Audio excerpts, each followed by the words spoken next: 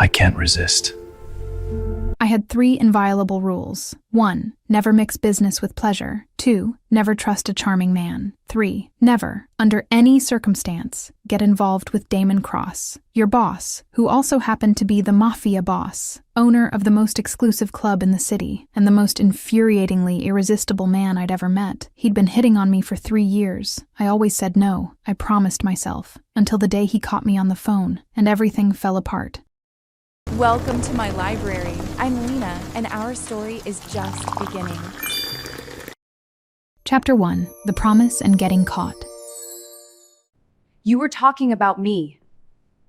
The Obsidian office was quiet that Thursday afternoon, and I took advantage of the peaceful moment to handle personal matters. I grabbed my cell and called Ivy, my best friend, and the only person in the world who knew exactly why I'd been keeping Damon Cross at a safe distance for 3 long years. Ivy, I already said no, I whispered irritably, checking the door to make sure no one was listening. The last thing I needed was someone from the club overhearing this conversation. But why? Her voice sounded exasperated on the other end of the line, as if we'd already argued about this 1,000 times before, and we had. The guy is gorgeous, rich, powerful, and completely obsessed with you. And my boss, I replied, organizing papers on the desk just to have something to focus on besides the growing frustration. And arrogant, and a player. You know perfectly well why this is never going to happen, Ivy. There was a significant pause on the other end, and I already knew what was coming. Ivy had that irritating gift of reading between the lines of my most carefully constructed defenses. But you like him. Admit it. She practically sang the words, and I could imagine the smug smile on her face. You can't go 5 minutes without mentioning his name, Riley. I sighed, letting the pen drop on the desk harder than I intended. My heart raced because she was right, and we both knew it. Closing my eyes wasn't going to make the truth disappear. Okay, maybe I find him attractive, but that doesn't mean anything, I finally admitted, feeling the heat rise up my neck just from saying the words out loud. It doesn't change the fact that it would be the worst idea of my life. Attractive? Ivy practically screamed, and I pulled the phone away from my ear. Riley, you've been in love with him for... I'm not in love, I cut in quickly, too defensive to be convincing. I got up from my chair and started pacing around the office, as if the movement could dissipate the restlessness taking hold of me. He's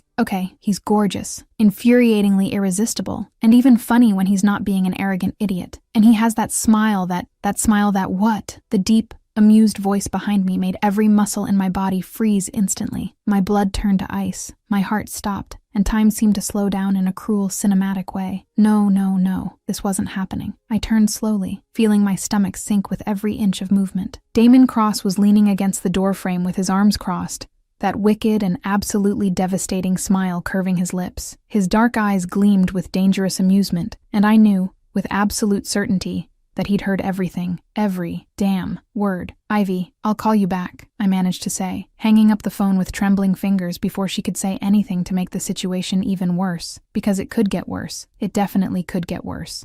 Damon pushed off from the door and started walking toward me with that predatory confidence that made my heart race and my rationality beg for resignation. Each of his steps echoed in the tense silence of the office, and I gripped the edge of the desk just to have something solid to hold on to. No, go on, he said, stopping dangerously close. You were talking about my smile. I forced a neutral expression, desperately trying to regain some control over the situation that was clearly slipping through my fingers. Lying now would be useless, but admitting the truth? Unthinkable. I wasn't talking about you. The lie came out too weak to be convincing, and by the way his eyes narrowed with amusement, Damon knew exactly that. No, he tilted his head, taking another step that eliminated the safe space between us. Who else do you know who's gorgeous, funny, and has that smile? I swallowed hard, feeling the heat take over my face in a way that couldn't be hidden. My brain screamed for me to say something smart, some sharp response that would put distance between us again, but my mouth simply wouldn't cooperate. Lots of people. It was all I could say, and even to me it sounded ridiculous. Damon's eyes gleamed with silent victory as he took the final step that completely cornered me against the desk. His hands landed on either side of me on the wooden surface, trapping me without touching me, and I could feel the heat radiating from his body, the intensity of that dark gaze consuming me. Liar. The word came out low, almost a whisper, but loaded with an absolute certainty that made my stomach knot. I tried to move, create some space, but only managed to press myself harder against the desk. My heart was beating so hard I was sure he could hear it, and his proximity was destroying every defense I'd carefully built over the past 3 years. "Damon, get out of the way." My voice came out weaker than I intended, with no real authority. "Not until you repeat what you said." He leaned in slightly, and I could feel his breath brushing my face. His voice was low, dangerous, loaded with an intensity that made my skin tingle. "I'm not going to," I started, but the words died when he moved even closer, eliminating the last remnant of personal space between us. "Say it again." Each word was pronounced slowly, deliberately, while those dark eyes held me in place with a force that had nothing physical about it. I took a deep breath, trying to find oxygen in air that suddenly seemed too thin. I looked at him, at that ridiculously handsome face that kept me awake more nights than I'd ever admit, and felt my resolve waver dangerously. "You're too arrogant," I finally managed to say, putting as much firmness as I could gather into the words. The smile that curved his lips was devastating, slow, confident, absolutely aware of the effect it had on me. "But irresistible, you just admitted." "I didn't admit anything," I protested, but my voice sounded much less convincing than I intended. "You said I'm gorgeous." He insisted, and there was a note of satisfaction in his voice that made me want to push him away and pull him close at the same time. "I said someone was gorgeous." I tried to defend myself, but I knew I was losing this battle miserably. "And also, funny," he added, clearly enjoying my discomfort. I gritted my teeth, frustrated with myself for putting myself in this situation. "You're not funny. You're irritating." The laugh that escaped him was low, guttural, the kind of sound that reverberated in his chest and did strange things to my ability to reason. "And yet you think about my smile." I finally managed to gather enough strength to push him, creating space to escape from the delicious and dangerous trap he'd put me in. I moved away quickly, putting the safe distance of a desk between us, my heart still racing and my breathing irregular. "This is workplace harassment," I accused, crossing my arms in a pathetic attempt to seem in control of the situation. Damon simply leaned back against the desk that had previously trapped me, completely relaxed, that irritating smile still playing on his lips. "It's mutual flirting. There's a difference." "It's not mutual," I insisted, even knowing I was blatantly lying. "Your red cheeks disagree," he observed with that infuriating amusement, and I touched my face instinctively, feeling the heat that confirmed his words. "I'm hot," I tried to justify, but even to me it sounded ridiculous. His eyes warmed in a way that made my stomach leap. "Me too, since you came into my life." The words hit me with unexpected force, and for a moment, just one treacherous moment, I wanted to believe them, wanted to believe this was real, that it wasn't just the challenge of conquering the only woman who told him no. But then reality came back, cold and relentless. I stopped at the door, turning to face him one last time. I needed to make this clear, put the boundaries back where they should be. "Damon, stop this." His expression changed instantly, the amusement giving way to something more serious, more intense. He straightened, and for the first time in that interaction, there wasn't a trace of playfulness on his face. "Why? Give me one real reason." The question caught me off guard with the raw honesty it carried. He wasn't apologizing, wasn't backing down. He was asking for the truth, and I, against all my better judgment, gave it to him. "Because if I give in," I hesitated, the words stuck in my throat, fighting against years of carefully constructed defenses. "I lose control of everything." Something passed across his face, something that looked dangerously close to genuine understanding. He took a step toward me, but stopped when he saw my defensive posture. "What if I promise you won't lose anything?" I smiled without humor, shaking my head slowly. "You can't promise that." I left the office before he could respond, before I could do something stupid like believe him. But it wasn't always like this. There was a time, 3 years ago, when everything was different, when I was just a nervous girl looking for stability, and Damon Cross was just the intimidating boss I was about to meet. I remember my first day at the Obsidian like it was yesterday. I arrived too early, sweaty hands clutching the folder with my resume, even knowing I was already hired. The club in daylight was different. Less glamorous and mysterious, more real and tangible. I needed that job. I needed the stability it promised after years of uncertainty. I was adjusting my blouse for the 3rd time when the deep voice made me turn. "You're the new secretary?" And there he was. Damon Cross at 32, already completely in control of the empire he'd inherited from his father. Impeccable suit, confident posture, and those dark eyes that seemed to see through every defense I had. He looked at me in a way that made my stomach turn. Not from fear, but from something much more dangerous. "Yes, Riley Bennett," I answered, forcing professionalism into my shaky voice. "Damon Cross, welcome." He extended his hand, and when our fingers touched, I felt an electric current run up my arm. His eyes traveled over my face with undisguised interest. "You're different from the others." I pulled my hand back too quickly to be casual, my self-preservation instinct already screaming warnings. "Thank you. Where's my desk?" He seemed surprised by my objectivity, but the smile that curved his lips was one of approval, straight to the point. I like that. There was a pause, and then, with that confidence of someone who'd never heard no, "Dinner with me later?" I didn't hesitate for a second. "No, thank you." The shock on his face would have been funny if I hadn't been so nervous. He blinked, as if he wasn't sure he'd heard correctly. "No, I don't mix work with personal life, Mr. Cross." I kept my voice firm, professional, creating the first barrier between us. "Call me Damon," he said, still processing the rejection. "Mr. Cross is more appropriate." "Excuse me." I walked past him without looking back, feeling his gaze burning into my back. I heard the low, incredulous laugh that escaped him, but I didn't turn around. I couldn't, because even in that first moment, I knew Damon Cross was dangerous. Not in the obvious way his work suggested, but in the way that made my heart race and my caution waver, and so it began. 3 years of a careful dance between attraction and resistance. In the first year, Damon tried everything. Flowers arrived at my desk every Monday, always accompanied by witty cards that made me smile even when I didn't want to. I donated all of them to the nearest hospital. Gifts appeared on random dates, expensive and unnecessary things that I systematically returned. Invitations to dinners, events, even a weekend in Paris, all refused with increasingly automatic politeness. But something strange happened in the middle of all these refusals. We became friends, like for real. Our conversations during work hours became my favorite part of the day. He made me laugh with sarcastic observations about difficult clients, and I kept him grounded when business got tense. There was an ease between us that shouldn't exist, considering he clearly wanted more,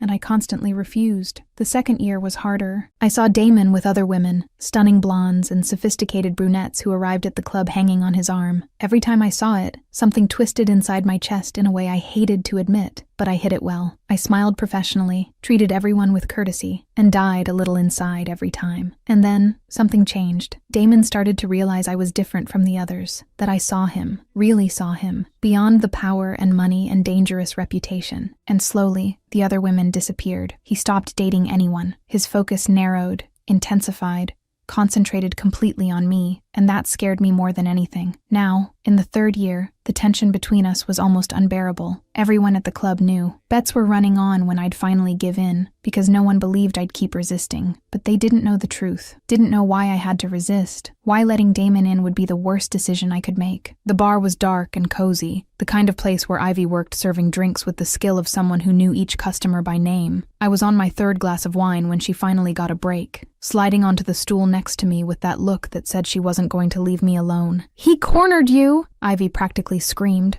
her eyes wide with shock and amusement. "On the desk, Riley? The man is playing dirty, hands on both sides of the desk, looking at me like a predator analyzing prey," I recalled, feeling the heat rise up my neck just thinking about that moment. "Ivy, I almost died right there. And you?" She leaned in, eager. "What did you do?" "I ran. Like I always do," I admitted, drinking more wine than I intended. What else could I do? Stand there and let him make me admit things I can't feel? Ivy sighed, in that way that indicated she was about to scold me. "Riley, why do you keep running from him? The man is clearly crazy about you." I drank the rest of the wine, feeling the liquid burn down my throat as I gathered courage to admit the truth I could barely accept. Because if I don't run, I fall. And if I fall, what? She pressed, and I could feel the weight of her gaze. "I'm afraid of what's going to happen." The words came out in a whisper, loaded with all the terror I kept inside. "Ivy, he doesn't know who I really am. He doesn't know about my past. And when he finds out..." "Afraid of what? He clearly likes you." Ivy touched my hand, but I pulled it away. "He likes the idea of me, of the woman who always says no, the impossible conquest," I explained, bitterness bleeding into my voice. "I'm a challenge to him. Nothing more." "What if it's not just that?" she questioned gently, but I was already shaking my head. "I can't risk finding out, not after everything." I looked at her, letting a little of the pain leak through. "You know why, Ivy. You're the only one who knows." She nodded slowly, understanding and sadness mixed in her gaze, and we both fell silent, because some truths were too heavy to be said out loud. Meanwhile, in the Obsidian's private office, Damon poured whiskey into 2 crystal glasses, passing one to Marcus, his right-hand man, and only real friend. The frustration still burned under his skin, mixed with something more dangerous: intrigue, desire, determination. "Boss, Riley left you hanging again?" Marcus asked, accepting the glass with an understanding smile. "She didn't leave me hanging," Damon corrected.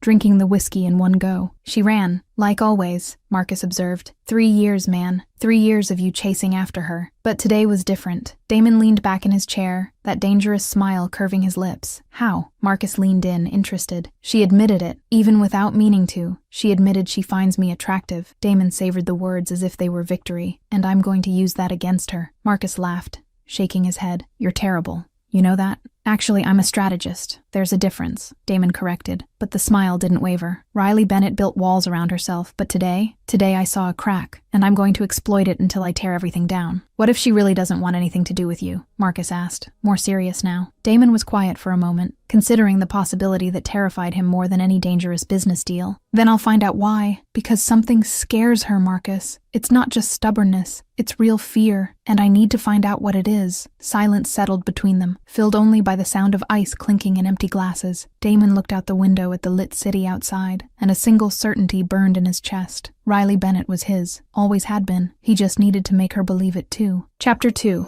Games and Boundaries. Give me 1 month. I woke up Friday with the feeling that something was about to happen. 3 years working for Damon Cross taught me that when he got too quiet, he was planning something dangerous. And yesterday, after I ran out of his office like my dignity depended on it, the silence that followed was practically sinister. I arrived at the Obsidian at 8 in the morning carrying my coffee, and the pathetic illusion that maybe, just maybe, yesterday had been just another normal day. I pushed open my office door and froze so abruptly that hot coffee splashed on my hand. It wasn't a bouquet. Calling it a bouquet would be like calling the Titanic a little boat. It was a floral invasion, a botanical attack, practically a declaration of war disguised as a garden. Red roses the size of my head, white lilies perfuming the entire floor, pink peonies that probably cost more than my monthly salary. My desk had literally disappeared under the vegetation. He's lost his mind, I muttered, looking for somewhere to put my coffee amid the floral massacre. Completely, irrevocably, lost his mind. I found the card hanging on a particularly ostentatious lily, that elegant handwriting I'd recognize even in my sleep. For the woman with the smile I can't get out of my head. I sighed so dramatically that 3 petals flew off. He doesn't give up. Is he a masochist or just incredibly stubborn? You like it? The hot coffee was saved by pure miracle and reflexes from someone who's worked 3 years expecting scares. I turned slowly, and there was the one responsible for the floral attack, leaning against the doorframe with that smile that should come with a danger warning. Damon Cross, impeccable in a dark gray suit that probably cost more than my car, watched me as if he'd just conquered enemy territory. Like it? I repeated, looking at him, and then at the jungle that used to be my desk. Damon, I can't even see my computer. There's an entire flower shop in here. You didn't answer the question. He pushed off from the door, walking toward me with that predatory confidence that made my nervous system panic. I'm going to donate them to the hospital, I responded automatically, already pulling out my phone. They'll think there was a wedding or a funeral. Like always, he stopped dangerously close, so close I could smell his cologne mixed with the flowers. But you read the card? I turned to face him, forcing my best professional expression, the one I normally use to deal with drunk and insistent clients. I did, and it's still inappropriate. And excessive. Seriously excessive. Damon leaned against my desk, or rather, against the mass of flowers that was my desk, making petals fall. Riley, we passed the point of appropriate about 2 years ago, and you deserve excessive. We haven't passed anything. You're the one who insists on crossing every imaginable line. I crossed my arms, creating a physical barrier since the emotional one was failing spectacularly. He tilted his head, that smile getting more dangerous. And you insist on pretending you don't like it when your cheeks turn red every time I get close. I touched my face instinctively and wanted to hang myself. It's hot in here. It's 59 degrees, he pointed out, and the contained laughter in his voice was infuriating. Early menopause? I tried. And even to me, it sounded ridiculous. The laugh that escaped him was rich, genuine, and did inconvenient things to my ability to reason. You're 28. Rare cases happen, I insisted, defending the indefensible. Riley, he leaned in, eliminating more space. You're a terrible liar, and you're terrible at accepting boundaries, I shot back, backing up until my back met the bookshelf. It's not stalking, it's... He paused theatrically, eyes gleaming with humor. Persistent courtship. I let out a laugh with no humor in it. Persistent courtship? That's basically a manual on how to get a restraining order. You've never asked for one, he observed, moving closer. And now I was definitely cornered between him and furniture. I'm still considering it. Liar. His smile was devastating. Something inside me snapped. 3 years building walls, and he climbed them with flowers and smiles and proximity that left me dizzy. Damon, my voice came out tired. Real. Stop. Please. The transformation was instantaneous and disturbing. All the amusement evaporated, replaced by genuine concern that completely disarmed me. He stepped back half a step, giving space. Are you okay? Really, I'm tired, I admitted, more honest than I intended. Tired of being your personal impossible conquest project. Project? The offense on his face would have been funny if my chest wasn't tight. Riley, you're not a project. You're… What? I cut in, 3 years of confusion bleeding into the question. The only woman who told you no, so you got obsessed. A challenge? A conquest to add to the collection? Damon closed the distance he'd created in 2 decisive steps, and before I could protest, his hand was on my face, thumb tracing my cheek with a gentleness that violently contrasted with the intensity in his dark eyes. You… He paused, as if choosing words carefully, voice low and dangerously sincere, are the only woman who's made me want something beyond one night. The only one who makes me want tomorrows. The silence that followed was so complete, I could hear my own heart trying to escape from my chest. I took a deep breath, trying to find oxygen in air that was suddenly too thin. And when you get it, my voice came out small, vulnerable in a way I hated. When I'm no longer a challenge, you'll get bored. How can you be so sure? He questioned, and there was something broken in the question. Because I know how men like you work. I forced firmness even when everything inside me wavered. Charming, powerful, used to getting everything. I swallowed the lump in my throat. I don't want to be just another conquest for you to forget the next week. His hand slid from my face to my chin, forcing me to look directly into those eyes that haunted me awake and asleep. You… Each word came out slow, deliberate, loaded with promise. Would never be just another one. I turned my face away, creating distance because I was dangerously close to believing. My heart was beating so hard it physically hurt. You can't guarantee that. He was quiet for an eternal moment, studying me in a way that made me feel exposed to the bone. Then, as if he'd made a monumental decision, he spoke. Then let me prove it. I looked at him, suspicious. How exactly do you plan to prove that? More flowers? A band? Skywriting? The smile that curved his lips was slow, dangerous. Give me a month. A month of what? You officially stalking me instead of unofficially. Of letting me court you for real, without you running like a scared rabbit every time I get close. He explained, and there was sincerity and hope mixed in. If at the end you genuinely don't feel anything, I stop. Completely. My brain screamed trap in neon capital letters, but my traitorous mouth asked another question. And if I do feel something? His smile was absolutely predatory. Then we decide together what to do about it. This is insane, I murmured, but I was already considering it and we both knew it. Are you afraid of finding out you feel something? He leaned in, reading every micro-expression. Or afraid of finding out how much you feel? The provocation poked my pride exactly where he intended. I lifted my chin, defensive. I'm not afraid of anything, then accept. Damn him for knowing me too well. Damn him for using my pride against me. 1 month. I gave in, seeing the instant triumph in his eyes. I raised a finger before he could celebrate, but with non-negotiable rules. His expression became cautious but interested. What rules? 0 emotional or physical pressure, 0 touches that cross the professional line, and 0, absolutely 0 jealousy if I decide to go out with other men. I watched each word cause impact. The first 2 items he accepted with relative calm, but the last one? His jaw locked so visibly I could see the muscle pulsing. You're going out with others? The question came out too casual to be really casual, voice carefully controlled, but something dangerous gleaming in his eyes. A petty and totally immature satisfaction filled me. 2 could play the game of making each other uncomfortable. Maybe, maybe not. Point is,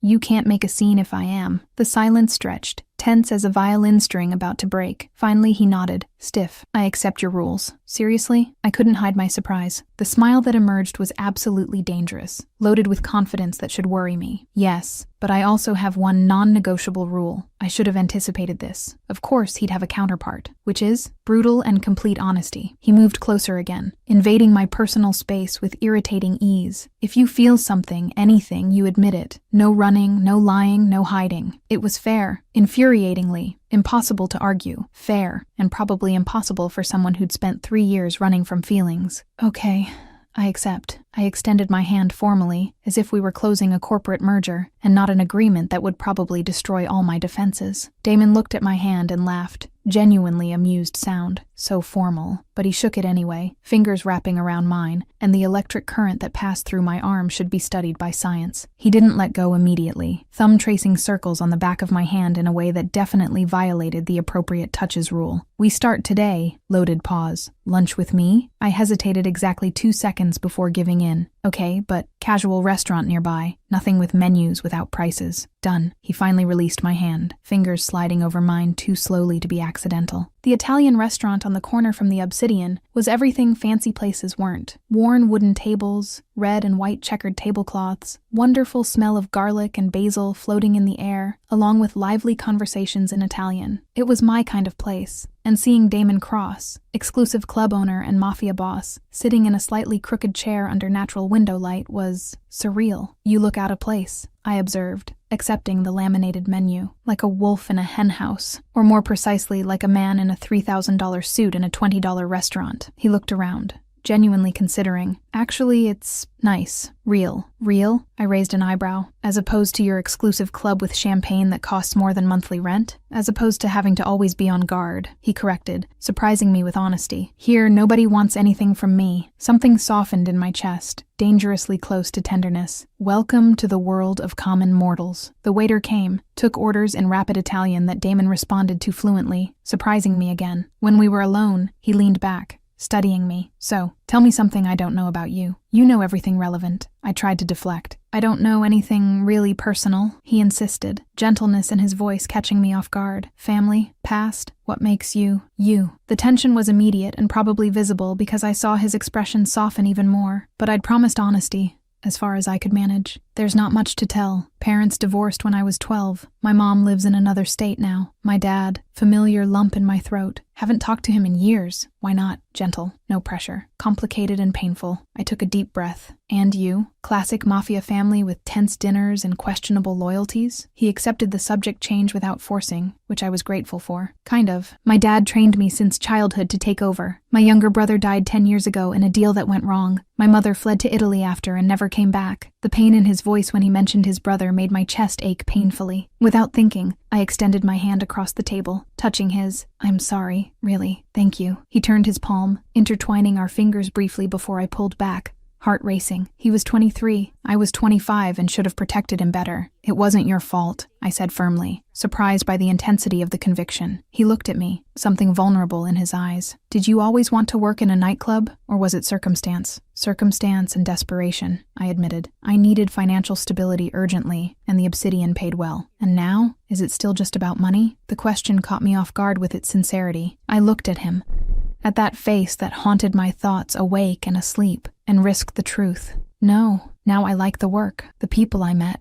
I gathered a ridiculous amount of courage. The irritating boss who insists on pursuing me. The smile that exploded on his face was so genuine, so beautiful and devastating that my heart literally failed. You admitted it. I admitted you're irritating. Not that I like you. I tried to correct, but I was smiling too. Completely technical and irrelevant details. And then we were laughing, really laughing together. And it was easy and natural and frighteningly perfect. There, in that cheap restaurant with sunlight painting patterns on the table between us, I let the walls crack a little more. We returned to the Obsidian in the middle of the afternoon, and I was genuinely relaxed for the first time in days when a sharp and familiar voice echoed. Damon, darling. Precisely the person I was looking for. Carla Hartford emerged from the elevator as if the Milan runway had been transported to our lobby. All strategic curves poured into a red dress that clearly cost more than my car. The smile she directed at Damon was pure predator analyzing prey.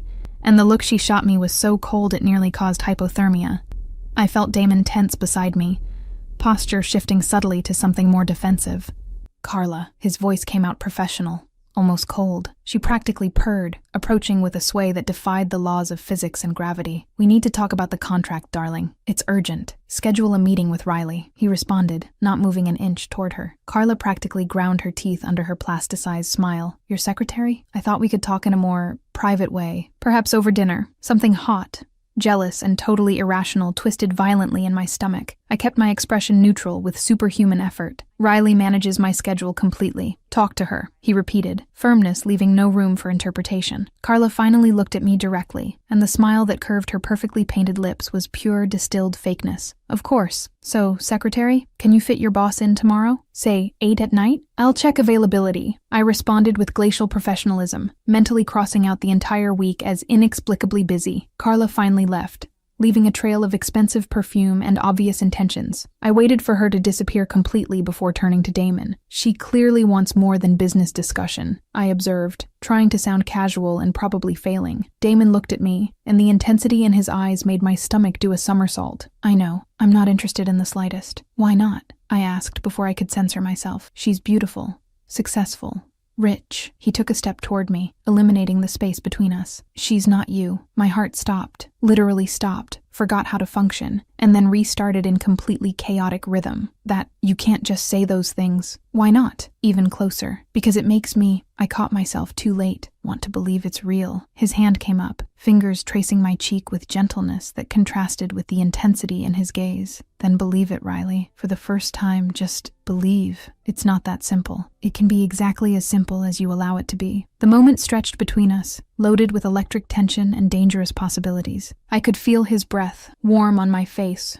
could see every detail of those dark eyes, could feel his heat enveloping me. My heart beat so out of control I was dizzy. For one traitorous and wonderful second, I wanted to believe, wanted to let the walls fall, wanted to fall. Boss, Julian's here, says it's urgent. Marcus appeared like a physical manifestation of terrible timing, and I stepped back so abruptly I almost tripped over my own feet. Damon closed his eyes briefly, frustration so visceral it was almost palpable. Perfect timing as always, he murmured, clearly not for Marcus to hear. Louder, I'll be right there. He looked at me, promise in his eyes. We finish this conversation later, for real. Okay? It was all I could manage, voice coming out more affected than I intended. My office was empty when I returned, flowers still dominating every surface like a physical reminder of everything that happened. I sank into my chair, letting my head fall into my hands. 1 month. You can survive 1 month without falling completely. You can. I tried to convince myself out loud, but even to me it sounded desperately unconvincing, because the truth, the terrifying truth I could no longer deny even to myself, was that my heart was already screaming no, that 1 month would be more than enough for me to lose myself irrevocably, that maybe, probably, certainly, I was already falling. And the fall promised to be spectacular and catastrophic. Chapter 3. The Courtship. This feels dangerous.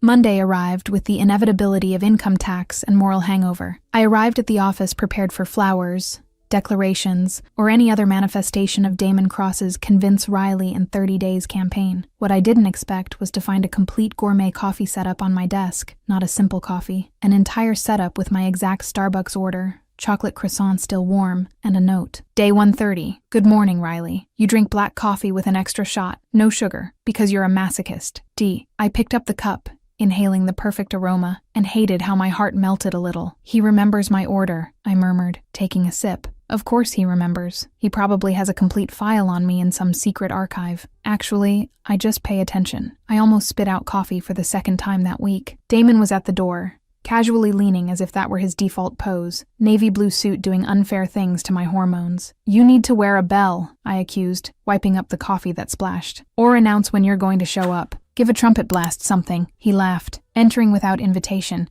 because apparently boundaries were suggestions. Where would the fun be in that? I love when you get startled and make that face. What face? I asked defensively, even knowing exactly what face. Like Bambi staring at truck headlights, he demonstrated, widening his eyes in an absolutely ridiculous way. I couldn't help it. I laughed, out loud. Did you just compare my surprised expression to a deer about to become roadkill? Very cute deer about to become roadkill, he offered, smiling in that way that made my stomach flip. That doesn't make it better, but I was smiling too, and we both knew he'd won that round. Damon approached, grabbing the other coffee I hadn't even noticed on the desk. Brought one for myself too. Thought I'd have breakfast with you before meetings. And so it began. Breakfast Monday. Tuesday he showed up with homemade muffins that the cook made extras of. Wednesday was green smoothie because you need vitamins. Thursday, bagels with cream cheese. Friday, pancakes in a thermal container with syrup separate. Are you trying to fatten me up? I asked on Friday, staring at the perfect pancakes. I'm trying to make sure you eat like a functional human being, he corrected, sitting on the edge of my desk with irritating familiarity. I eat. Coffee and anxiety don't count as a food group. I touched my chest theatrically. Rude. True, but rude. Lunches became routine too. Casual restaurants always, because Damon learned quickly that I hated pretentious places. Monday was Mexican, where he watched me eat tacos with not very elegant enthusiasm. Tuesday was burgers, where we discussed terrible movies we secretly loved. Wednesday was Thai food so spicy that we both cried and laughed simultaneously. "Are you okay?" I managed to ask between tears and laughter, seeing Damon red-faced and visibly suffering. "Perfectly. Fine," he gasped, drinking water desperately. "This is delicious, if we ignore that my mouth is on fire. I warned you it was extra spicy. I thought you were exaggerating." More water. "You weren't exaggerating. I never exaggerate about spicy food. It's a matter of honor." Thursday was Italian again, our place. And Friday, Damon simply asked, "What do you want to eat today?" The question caught me completely off guard. "You're letting me choose?" "It's always been you choosing," he pointed out, genuine confusion on his face. "I just suggested and waited for you to approve or veto." Something warm and dangerous bloomed in my chest. He had been paying attention. Real, genuine attention. Not just to what I said, but to what I didn't say too. "Sushi," I decided, testing. "There's this tiny place nobody knows about near the harbor." "Perfect. No hesitation. Let's go." And it was perfect. He ate too much wasabi trying to impress and turned red again. I laughed so hard I cried. He stole my last sashimi, and I retaliated by stealing his sake. It was easy, dangerously, frighteningly easy. But of course the universe wasn't going to let things just be easy. "Damon!" Carla Hartford appeared in the hallway. Tuesday afternoon like a physical manifestation of bad timing and too expensive perfume. Emerald green dress, strategic neckline, smile that promised things that definitely weren't about business. "Still haven't scheduled our dinner?" She practically purred, touching his arm in an absolutely unnecessary way. I was 10 feet away organizing files, definitely not listening, definitely not getting irrationally irritated by perfectly manicured hands on his arm. Like I said, talk to Riley about my schedule. Damon removed his arm subtly but firmly. "But darling, this is something delicate that perhaps needs to be discussed in a more private environment." Her tone left absolutely clear that private came with insinuations. Something green and ugly twisted in my stomach. Jealousy. Ridiculous, irrational, intense jealousy. "I don't mix business with—" Damon paused, looking directly at Carla. "Wrong intentions." Her face turned red under the impeccable makeup. "I don't know what you're talking about. I think you know perfectly well," he said calmly, but there was steel in his voice. "If it's about the contract, schedule with Riley. If it's about anything else, I'm not interested." Carla looked at me then, pure venom in her eyes. "I see. You're busy with other distractions." "Riley is not a distraction." Damon's voice became dangerously low. "And I strongly suggest you be more careful with your words." She left furiously in heels that cracked like gunshots. Silence filled the hallway. Slowly, I turned to find Damon watching me. "You didn't have to do that," I said, even though I was grateful he had. "Yes, I did." He approached. "And I want you to know, you're not a distraction, Riley. You're the most important person in my life right now."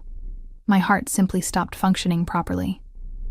"Damon, I know you're still deciding about me, about us, but while you decide, I want you to be absolutely certain there's no one else. I don't want anyone else." I swallowed hard, without words for the first time in days. Friday night arrived with that specific exhaustion of a productive week. Everyone had left, but I was still in the office organizing proposals for Monday. It was almost 10 when I heard footsteps. "You're still here?" Damon appeared carrying a box that smelled like heaven. "Riley, it's 10 at night. I'm just finishing," I started, but my stomach growled, betraying my hunger. He lifted the box, soft smile on his face. "Pizza. Margarita, your favorite. You forget to eat when you're focused." How did he know this? How did he pay attention to such small but significant details? "You brought pizza," I repeated in mild shock. "And soda and napkins and even paper plates because I know you hate eating straight from the box." Something inside me melted completely. "You're insistent, irritating, charming," he offered, already opening the box on the small table. "Surprisingly thoughtful," I admitted, taking the slice he offered. We sat on the floor because the chairs were uncomfortable for eating pizza casually. He took off his jacket, loosened his tie, and suddenly looked less intimidating Mafia Boss and more human, real. "Tell me something embarrassing about yourself," I asked impulsively. He almost choked on his pizza. "What? Everyone has embarrassing stories. I want to hear one of yours," Damon thought, a smile forming slowly. "Okay, when I was 15, I tried to impress a girl by reciting Shakespeare, only I memorized the wrong play." "No." I started laughing in anticipation. "Yes, I recited a monologue about death and despair when it should have been about love." I exploded in laughter. "You didn't?" "I did. She ran off thinking I was a psychopath." He was laughing too now. I spent an entire month being avoided at school. I couldn't stop laughing. The best thing I've heard all year. Your turn, he demanded. Maximum embarrassment, I thought. Courage gathered. First time I drank too much in college, I tried to sing Britney Spears at karaoke. That's not so bad. I threw up in the middle of Toxic. His face was a spectacle. Horror.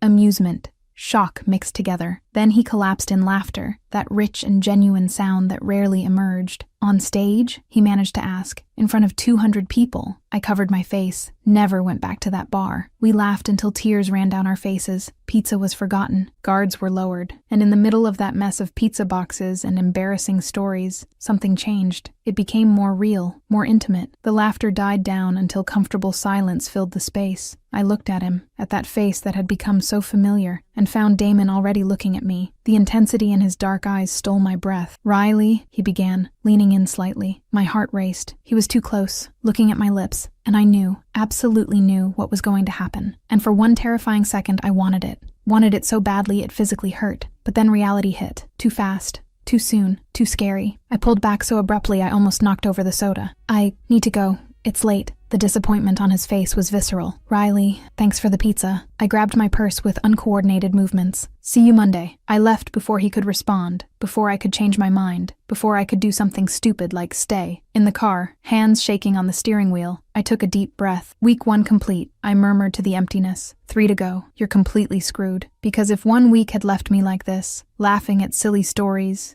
eating pizza on the floor, almost kissing him, what would 3 weeks do? The answer terrified me. Chapter 4, Jealousy and Truths. Tell me the truth. Week 2 started with a stupid and impulsive decision. Seeing a message from Daniel, a college friend who had just moved back to the city, should have given me pause. Accepting to go out to dinner with him? That's where the stupidity came in. It's just dinner, I told Ivy on the phone Tuesday morning, already regretting it. We've been friends for years. You're testing Damon, Ivy accused with that irritating perception. You want to see if he really respects the rules. I'm not testing anyone, I lied shamelessly. Daniel is a friend. Friends have dinner together. It's completely innocent and normal. Uh-huh. And have you told Damon yet? Guilty silence. Riley, I don't need to ask permission. He agreed to the rules, I defended, even knowing I was being childish. Zero jealousy, remember? You're going to cause an international incident, Ivy predicted ominously, or at least an incident involving a mafia boss having a breakdown. He'll be fine, I insisted, ignoring the growing nervousness in my stomach. Spoiler, he definitely was not fine. Wednesday night, moderately fancy French restaurant. I was talking with Daniel about old times when I felt it. That sensation of being watched, specifically by intense dark eyes I'd learned to recognize even in my sleep. I turned my head slowly, half expecting, half dreading. And there, 3 tables ahead,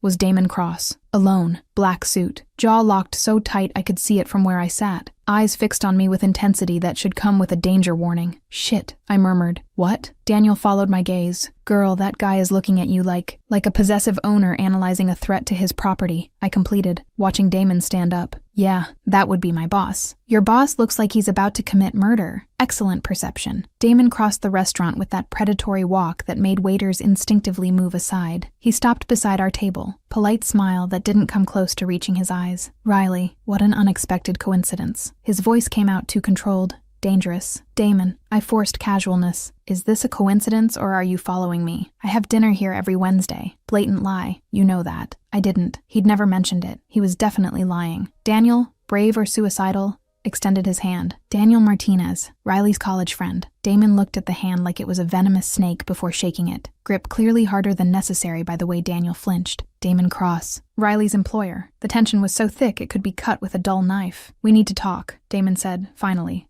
looking only at me. Now, I'm busy, I responded, even as my heart raced dangerously. Having dinner with a friend. Riley, just my name, but loaded with warning. You know, Daniel stood up, clearly reading the room. I just remembered I have a thing in the morning, early. He looked at me apologetically. We'll talk later. Daniel, you don't have to.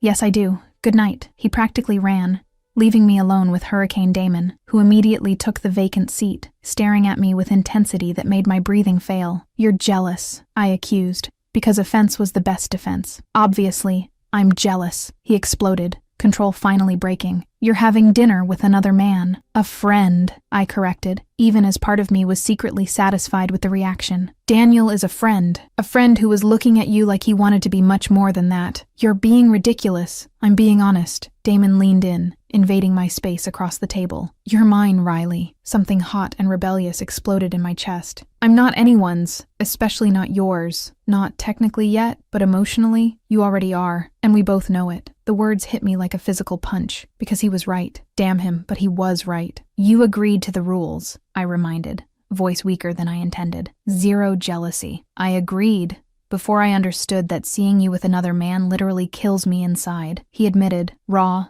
and vulnerable. "Sorry for not being superhuman, Riley." Silence fell between us, loaded with everything we weren't saying. The restaurant continued around us, but it could have been just the two of us in the universe. "Why are you here?" I finally asked. Softer. "Really, because the idea of you with someone else makes me crazy." Brutal honesty in his eyes. "Because in 2 weeks, you've become the most important thing in my life, and because I'm terrified I'm going to ruin this by being exactly what I'm being right now, possessive and irrational." My heart melted completely. "Damon, come with me." He extended his hand. "Please, just come." I should have said no, should have maintained boundaries, but I put my hand in his, and he pulled me out of the restaurant before I could rethink it. "Where are we going?" I asked 15 minutes later, when Damon's car stopped in front of a luxurious residential building. "My place." He got out, opening my door. "I want to show you something." Nerves danced in my stomach as I followed him. Private elevator went straight up to the penthouse. When the doors opened, my breath caught. The apartment was not what I expected. Yes, it was luxurious, but also personal. Photos on the wall, books everywhere, comfortable mess of someone who actually lived there. "You're the first person I've brought here," Damon said behind me, "besides Marcus and my mother." I turned, surprised. "Why?" "Because this is my real space. Not the image, not the character.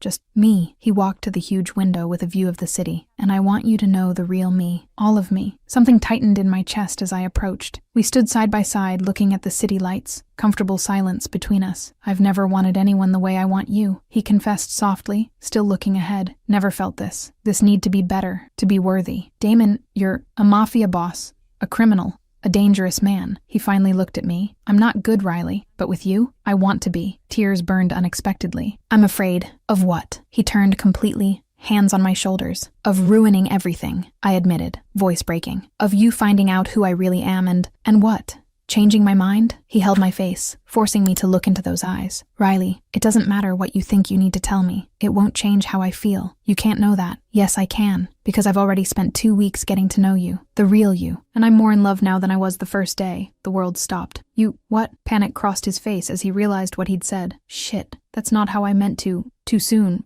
But I wasn't running. For the first time, I wasn't running. My heart beat out of control. My entire body trembled, and before I could think better of it, I leaned forward. The distance between us shrank, breaths mixed, lips inches from each other. I could feel his heat, see every detail of those dark eyes wide with surprise and hope. And then reality hit me like a brick. The past, the secret, everything he didn't know. I pulled back so abruptly I almost tripped, hands shaking. "I can't. Not yet. Riley." He took a step toward me, but stopped when he saw my panic. "You said you're in love, but you don't know about me. You don't know about my past, what happened. And when you find out," the words came out in a desperate torrent, "when you find out, you'll understand why I can't do this yet. Then tell me," he begged, vulnerable in a way that broke my heart. "Whatever it is, we'll face it together." I shook my head, tears finally escaping. "I'm not ready. I want to be, but I'm not." Painful silence filled the space between us. Finally, Damon nodded slowly. "Okay, when you're ready, I'll be here. No matter what it is, Riley, we'll deal with it together." But the promise, as sincere as it was, couldn't erase the fear consuming me. Because when he found out the truth, when he knew I'd worked at the Obsidian 10 years ago, that I'd been fired for causing trouble, that I'd seen him turn his back when I needed help, how could he forgive me for hiding all of this? "I need to go," I whispered, already backing toward the door. "Sorry, I just need to go." This time he didn't try to stop me. He just stood there near the window, silhouette cut out against the city lights, and the look of pain on his face haunted me the entire way home. 40 minutes later, I was on the phone with Ivy, voice broken between sobs. "I'm in love with him, Ivy," I finally admitted, words I'd denied for weeks. Completely, irrevocably in love. Finally, you admit it, but her voice was gentle, without judgment. But I can't get involved because of the past. Reality crushed the moment. When he finds out I worked there before, that I was fired, that he was there and did nothing, you need to tell him, Riley, Ivy said seriously. He deserves to know, especially now that he's admitted he loves you. I know. Small voice. Scared. Just not yet. Please just let me have this a little longer before everything explodes. Silence on the other end, loaded with concern. Okay, but soon, Riley. Secrets like this destroy relationships before they even begin. I know, I whispered, looking at the dark ceiling of my bedroom. Believe me, I know, because the truth was that each day that passed without telling made the secret bigger, heavier, more impossible. And when it finally exploded, not if, but when, the destruction would be absolute. I just hoped I'd have the courage to tell him before it was too late. Chapter 5. The Secret Revealed. I should have protected you. Monday morning, and Damon Cross was having a surprisingly good day. Riley had sent a good morning text for the first time spontaneously. Marcus had brought donuts, and no deals had exploded in flames yet. Clearly the universe was compensating for something. Boss, you're smiling at your phone like a lovesick teenager, Marcus observed, biting into a chocolate-covered donut. It's disturbing. Riley sent me a picture of her coffee. Damon showed the screen like it was a work of art. See? She drew a smiley face in the foam. That's... Marcus paused, searching for words. Pathetic? Cute. Pathetically cute? It's perfect, Damon corrected, still looking at the photo like a complete idiot. You're gone, man. Like, shipwrecked without a life preserver gone. Completely. Damon agreed cheerfully, without any regret. Marcus shook his head, amused. Never thought I'd see the day. The great Damon Cross, feared boss, melting over a coffee photo. Riley isn't just anyone, Damon defended, finally putting away his phone. She's the woman of your life. Yes.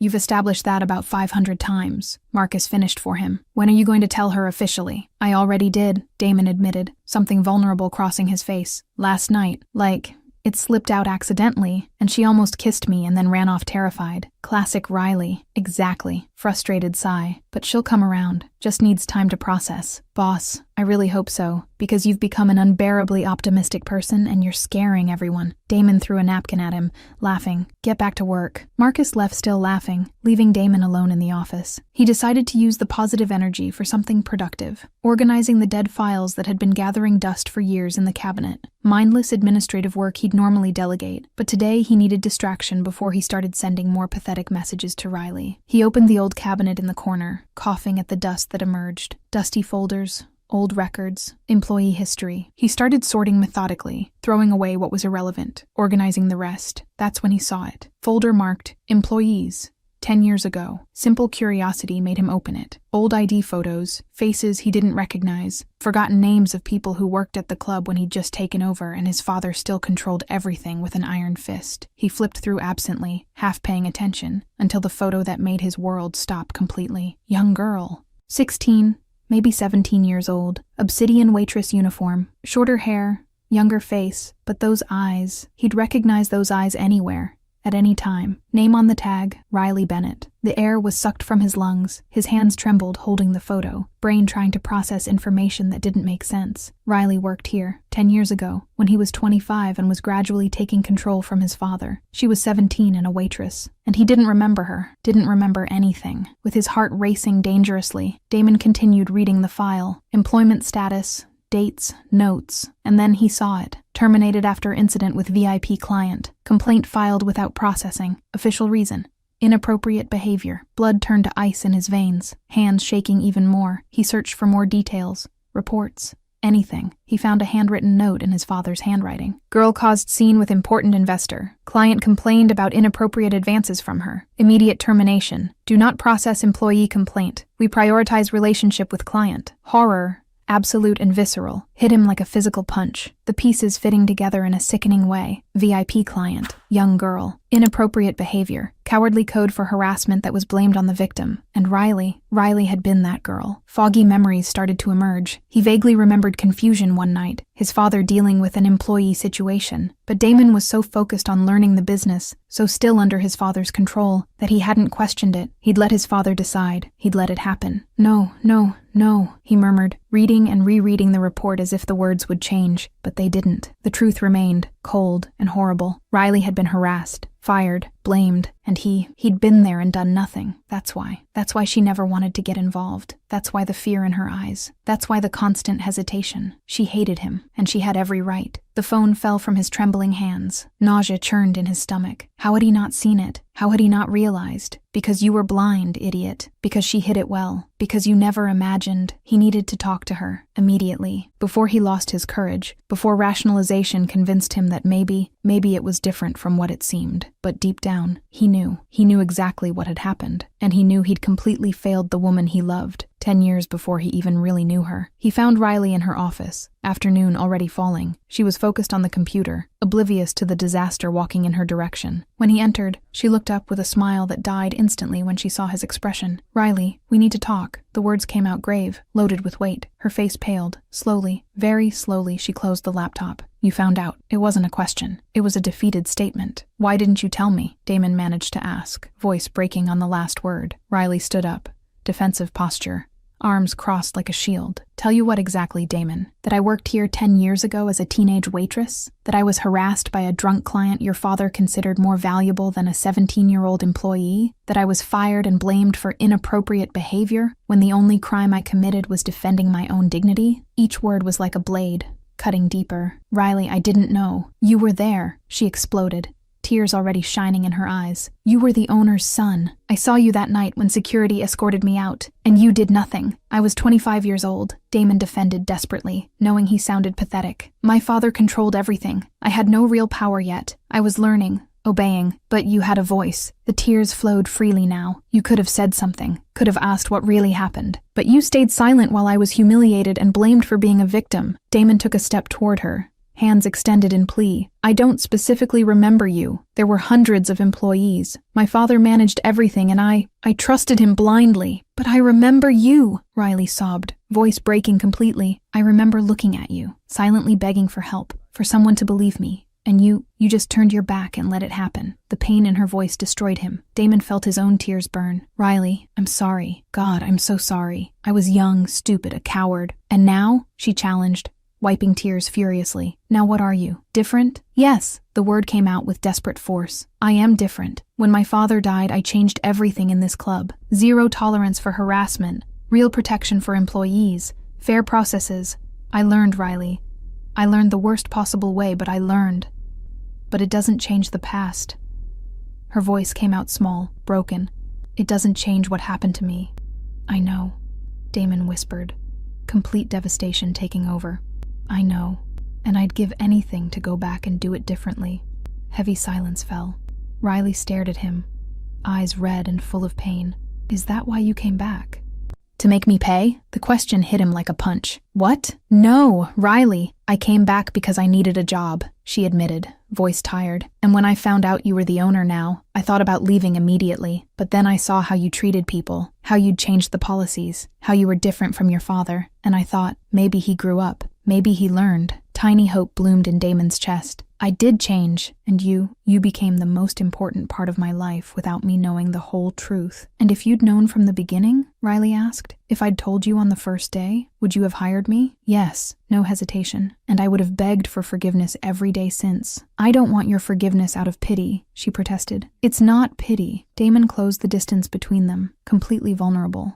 "You're the woman I love, Riley." The silence that followed was absolute. Riley froze, eyes wide. "What?" Broken whisper. "I love you," Damon repeated, tears finally escaping. "For 3 years I tried to win you over without knowing I was literally the last person in the world you could love. But I love you, completely, desperately.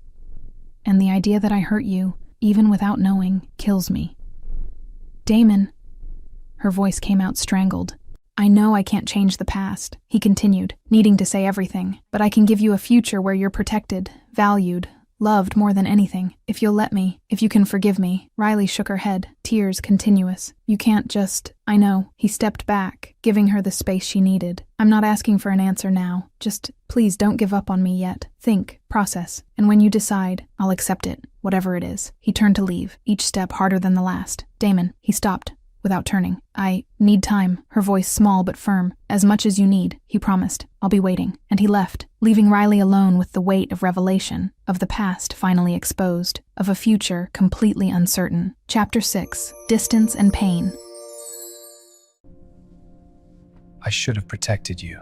4 days, 4 complete days since the revelation, and Riley Bennett was becoming a master at evasion. Remote work when possible, arriving too early or too late to cross paths with Damon, communication strictly by email with one-line responses. She'd turned avoidance into an art form, and it was killing me. I sat at my desk at home for the 3rd consecutive morning, laptop open, coffee going cold beside me, and absolutely no ability to concentrate. Every time I tried to focus on spreadsheets, my brain betrayed me by going back to that moment, the shock on Damon's face, the raw pain in his voice, the tears that I'd never, in 3 years, seen in those eyes. I love you. The words echoed in my head on infinite loop, making it impossible to think about anything else. The phone rang, pulling me from the spiral of thoughts. Ivy, because of course it was Ivy. You can't avoid him forever, she said without even saying hello, because apparently conversational preliminaries were optional now. Yes, I can, I responded stubbornly, taking a sip of cold coffee and grimacing. I'm doing an excellent job of it so far. Riley,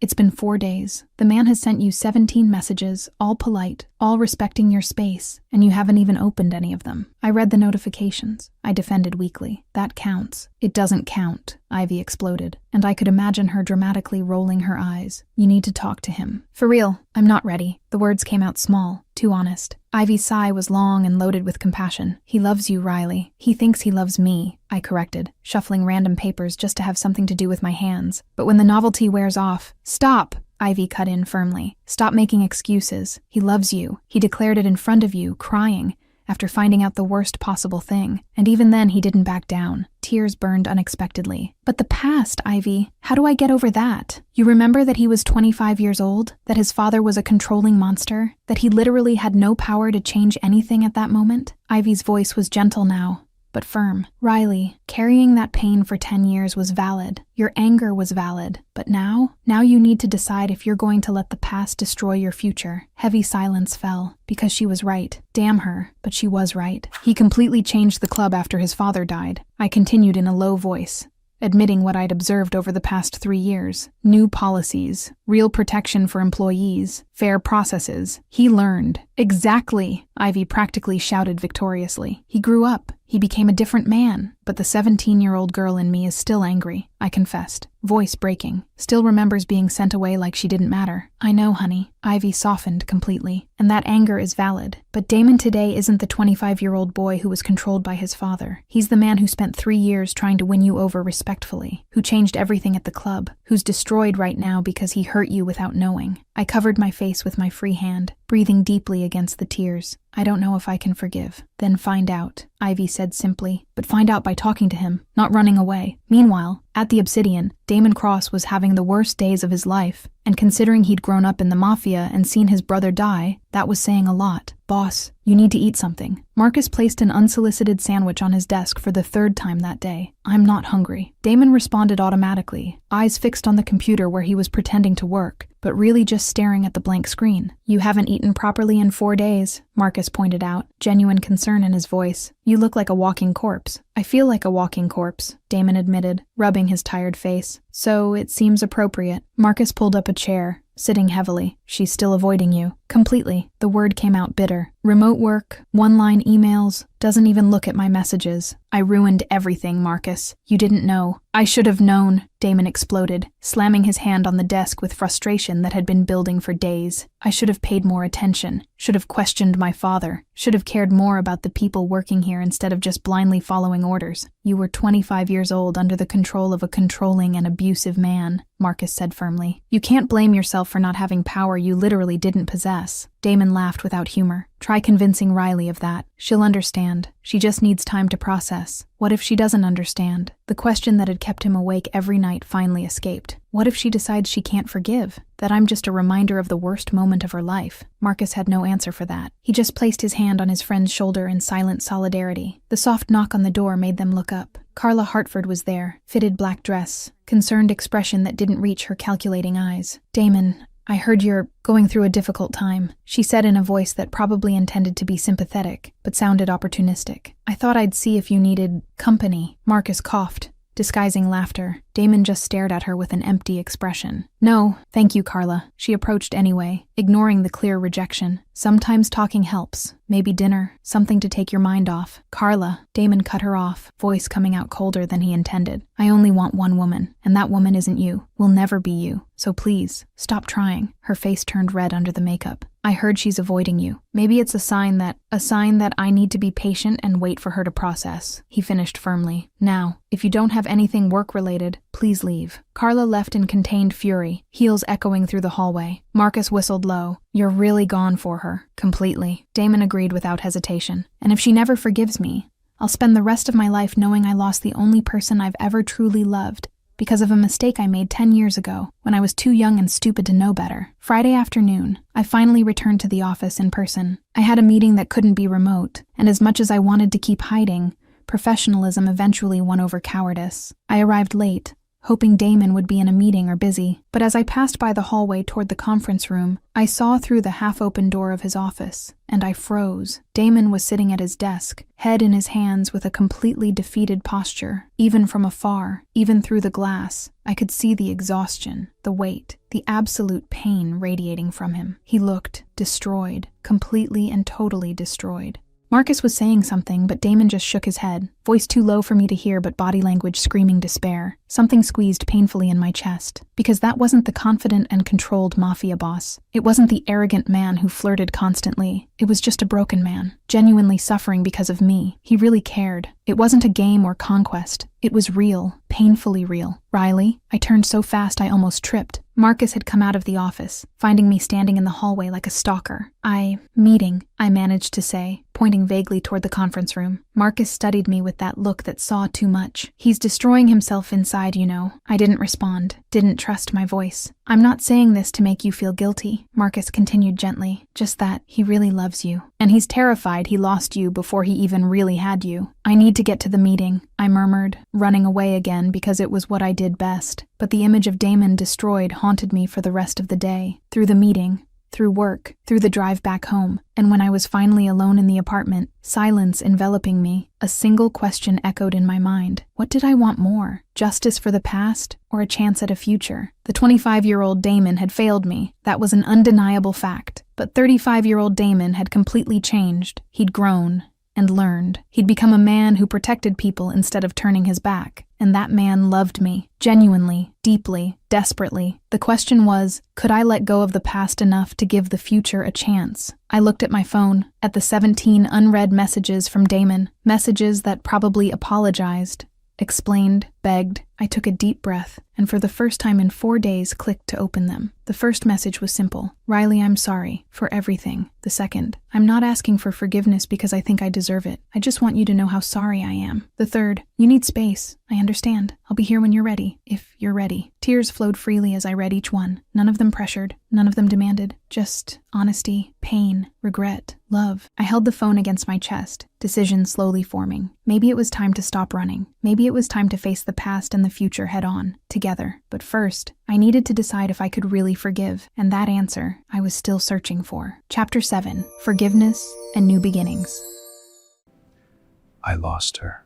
I'm here now. Monday morning, 6 days after the revelation, I was standing in front of the Obsidian building with the same feeling as when I was 17 about to enter for the first time. Fear, determination, and the absolute certainty that my life was about to change completely. The difference was that this time, I was choosing the change. I spent the entire weekend thinking, crying, remembering, and finally processing. I talked with Ivy for hours. I read and reread each of Damon's messages. I looked at the 17-year-old girl who had been treated unfairly, and at the 28-year-old woman who had the chance to choose the future instead of staying trapped in the past. And I chose. I entered the building, ignoring the curious looks from staff who had probably noticed the tension of the past week. I walked straight past my office, straight down the hallway, and stopped in front of Damon's office door. Through the glass, I saw him sitting at his desk, looking at documents, but clearly not processing anything. The shadows under his eyes were deeper than on Friday. The suit, always impeccable, was slightly wrinkled. He looked exactly like I felt, exhausted from carrying emotional weight too heavy. I knocked on the door before courage could abandon me. His head shot up so fast it probably caused whiplash. His eyes met mine through the glass, and the expression that crossed his face, hope mixed with absolute fear, almost made me cry right there. "Come in." His voice came through the door, hoarse from disuse or emotion. I couldn't tell. I opened the door with hands that trembled only a little. I entered, closed it behind me, and then we just stared at each other, the weight of 10 years and 6 days hovering between us like a physical entity. "We need to talk," I finally managed to say, voice coming out firmer than I felt. Damon stood up so fast the chair rolled backward, hitting the wall. "Riley,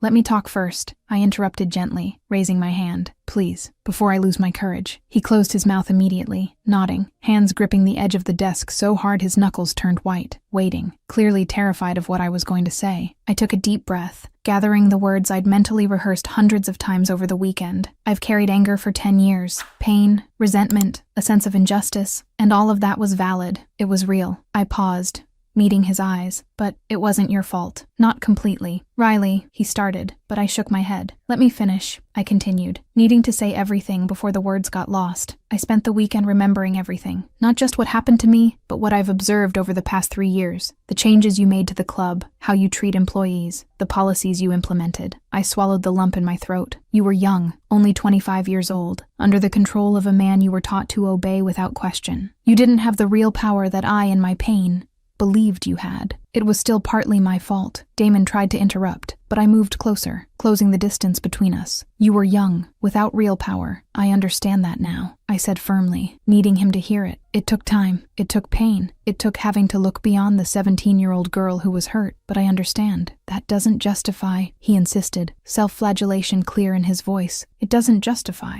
but it explains," I corrected gently, and then forced out the next words, the most important ones. "And the man you are now, he's different. Completely different from the 25-year-old boy who followed his father's orders. You grew, changed, became someone I stopped, courage wavering at the crucial moment. "Someone you what?" Damon whispered, dangerous hope gleaming in his dark eyes. The tears I'd held back all week finally overflowed. "Someone I can forgive, who I do forgive." The sound that escaped him was half laugh, half sob. "Riley, I forgive you, Damon," I repeated, each word deliberate and meaningful. "For not knowing better when you were 25, for having to learn the hard way, for not having the strength to confront your father when you should have." Shaky breath. "And I love you too." The silence that followed was so absolute I could hear my own heart beating out of control. Damon stood completely still, as if he'd forgotten how to breathe, just staring at me with an expression of complete shock. "You what?" he finally managed, voice breaking on the last word. "I love you," I repeated, stronger now, more certain. "I've probably loved you for longer than I want to admit. I fought against it for 3 years because I was terrified, but I don't want to fight anymore. I don't want to run anymore." And then Damon moved. He crossed the distance between us in 2 long strides, hands going to my face with desperate urgency, pulling me up as he leaned down, and our lips finally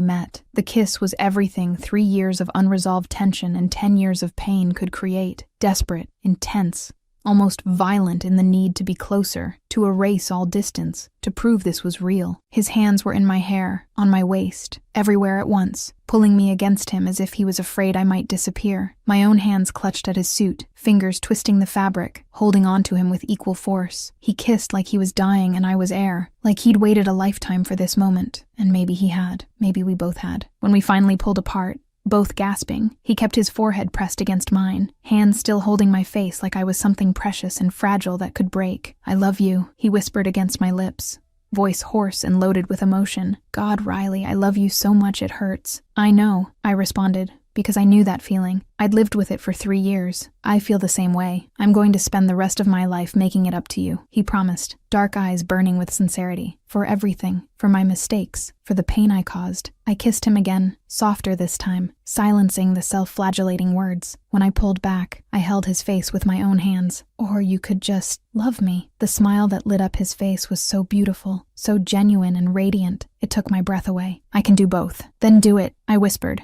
smiling too, finally, truly happy. He pulled me back, and this time the kiss was different, still intense, still full of need, but but it also had promise. It had future. It had healing. When we eventually separated again, more from the need for oxygen than real desire, Damon guided me to the couch in the corner of the office. We sat together, my body automatically curving against his arm wrapping around me and pulling me closer. "I can't believe this is real," he murmured against my hair, lips pressing a soft kiss there. "I was so sure I'd lost you forever." "You almost did," I admitted honestly, tracing random patterns on his chest. "If you were a different man, if you hadn't changed the club, if you hadn't spent 3 years showing me who you really are, I wouldn't have been able to forgive. But you did," he said, wonder in his voice. "I did," I confirmed, "because you're more than your mistakes. You're more than your past. You're the man who grew from those mistakes, who learned, who changed." I looked up, meeting those eyes I loved. "And that man, I want to be with him, forever?" he asked, vulnerable in a way he rarely showed. "Let's start with today and see where it takes us," I responded, but I was smiling. "But yes, I'd very much like it to be forever." The kiss he gave me then was soft, reverent, a promise sealed without words. When we separated, we just sat together in comfortable silence. The weight I'd carried for days, weeks, years finally lifted. "Riley," Damon said after a long moment.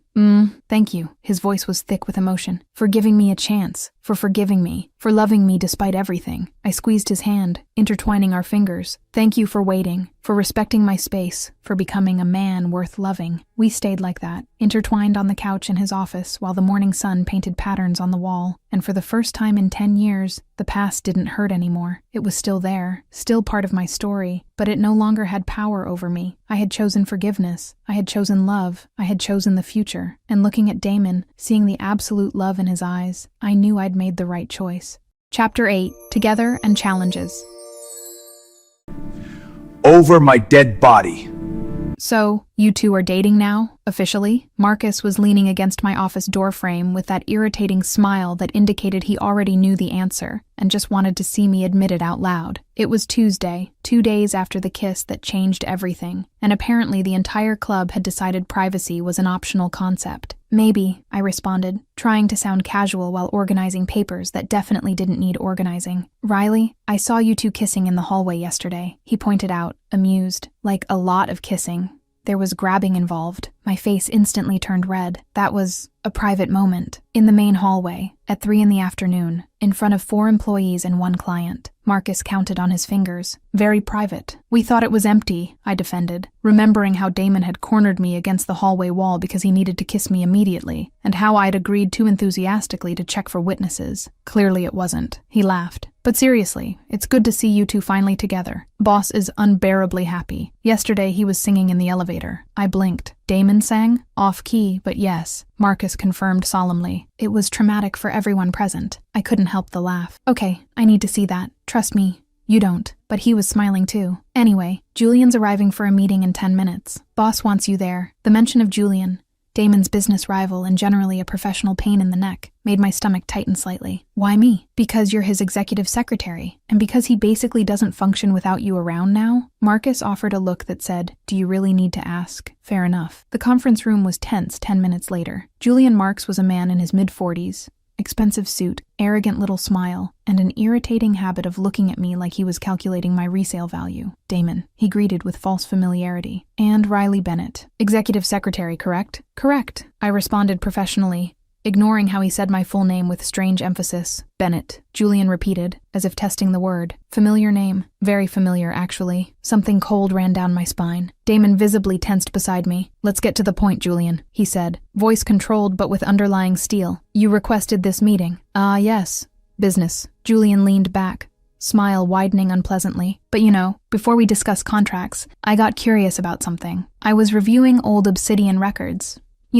Basic due diligence, and I found an interesting file." My blood froze. "No, he couldn't have." "Employee terminated 10 years ago for misconduct with a VIP client." Julian continued, eyes fixed on me like a predator. "Riley Bennett. Same person, correct?" The silence that fell was absolute. I looked at Damon, who had become completely still, jaw locked so tight I could see the muscle pulsing. "Careful with the next word that comes out of your mouth," Damon said low. "Dangerous." "Oh, no offense." Julian raised his hands in false surrender. "I just found it interesting, especially considering I heard rumors that you two are involved now." The smile became more malicious. "I imagine certain clients, investors, Maybe even the press would find this story fascinating. Club owner dating an employee who was fired for misconduct. I wonder what they'd think. The fury that crossed Damon's face was visceral. He stood up so abruptly the chair fell backward with a crash. Are you threatening me? I'm offering perspective, Julian corrected softly, but there was triumph in his eyes, and perhaps suggesting that certain contract terms could ensure this perspective remains private. Get out, Damon said, voice low and lethal. Now, before I do something we'll both regret. Damon,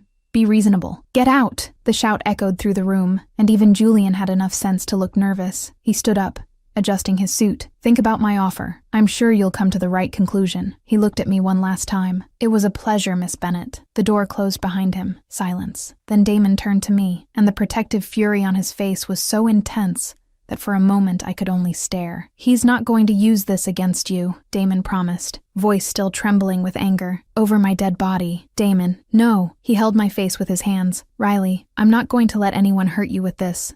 Ever. Not again. Something warm bloomed in my chest. I know, but Julian wasn't the only problem, because of course he wasn't. Carla showed up at my office on Thursday with a snake's smile and perfume so strong I could practically see it. Riley, darling, she said too sweetly. I heard the most interesting rumors. Carla, I greeted without looking up from the documents. Need something? I just came to give some friendly advice. She sat down without invitation. Woman to woman. That made me look up. Advice? About Damon. She crossed her legs, studying her perfect nails. Men like him, they get bored, you know. Today you're an exciting novelty, but tomorrow, she shrugged delicately, he'll be looking for the next challenge. Something in my expression must have changed, because she smiled wider. I'm not trying to hurt you, darling. Just being realistic. She continued, you're a secretary. He owns an empire. Do you really think it'll last? For a second, just one traitorous second, doubt tried to seep in. Then I remembered. The way Damon looked at me, the way he'd fought for me, the way he loved me, completely and desperately. I smiled, and it was genuine. I trust him, Carla. She blinked, surprised. What? I trust him, I repeated.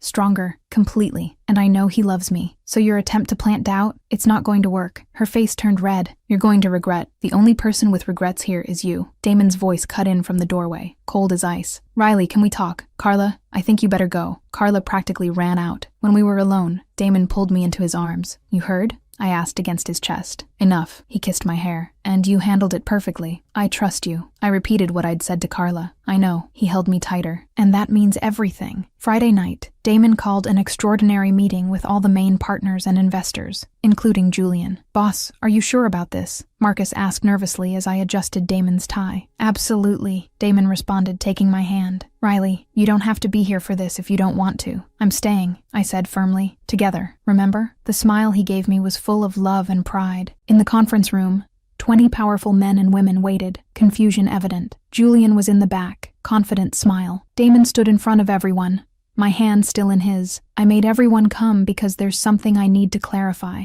about Riley Bennett and our relationship. Murmurs ran through the room. Julian leaned forward, obvious satisfaction. 10 years ago, Riley worked here as a waitress. She was 17 years old. Damon began, voice clear and firm. She was harassed by a VIP client. She fought back, screamed, and was fired and blamed for misconduct because my father prioritized money over justice. Shocked silence. Julian stopped smiling. I was 25 years old. I had no real power yet, and I was too much of a coward to confront my father. He continued, brutal honesty. Riley was a victim, and I completely failed her. He looked at me, absolute love in his eyes. But now I protect her. Always.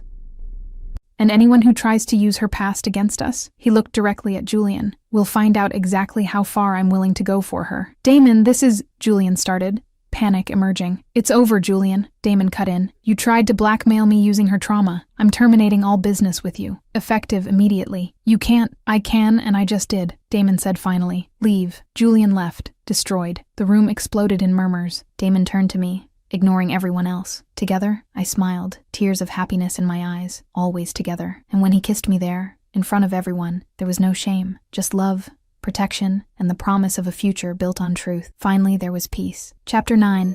Forever. Will you marry me? Yes, I will.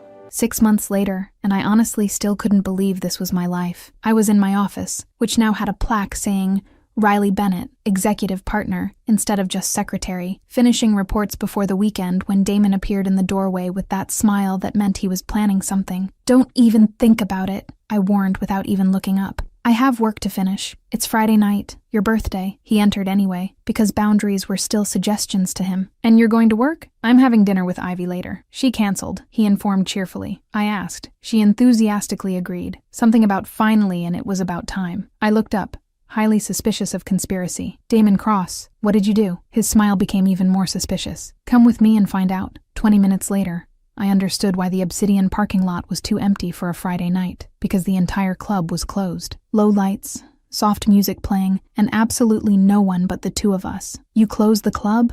I asked, incredulous. "On a Friday night?" "Damon, the revenue can wait." He guided me through the main hall to the VIP area that had been transformed into something out of a dream. Candles everywhere. Red roses, because he never gave up on flowers even after I'd donated millions of them, and a table set for two with food from my favorite Italian restaurant. "This is," I had no words, literally had no words, "for you," he said simply, pulling out my chair, "because you deserve to be celebrated, always." Dinner was perfect. We talked, laughed, reminisced about the past 6 months of dating that had been chaotic, wonderful, and completely ours.